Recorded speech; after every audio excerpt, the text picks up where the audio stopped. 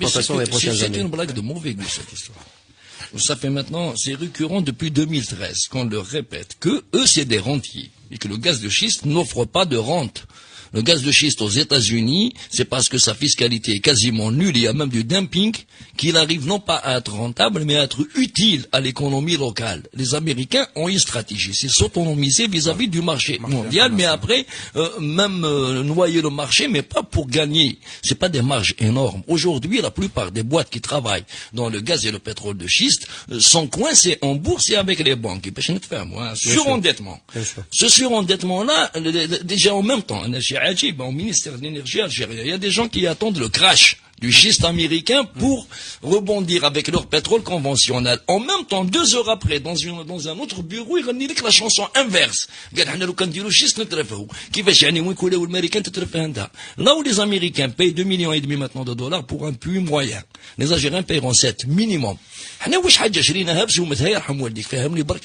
Depuis quand des gens qui font des routes à 4 fois leur valeur internationale trouveront le moyen de faire des puits horizontaux?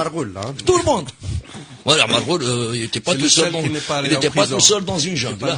C'est tout un système qui est basé sur l'improvisation, la prédation, alors, la mauvaise planification. Les essais qui ont été faits sur le spot à En Salah, qui a provoqué la mobilisation citoyenne, a montré des performances exceptionnelles. Bien supérieures à celles de la Pennsylvanie et du Texas réunis. C'est ce qui s'est dit. Le rapport technique dit qu'il y a un rendement sur ces puits-là. Je rapporte. Et donc une rentabilité attendue, ça coûtera pas 7 fois plus cher.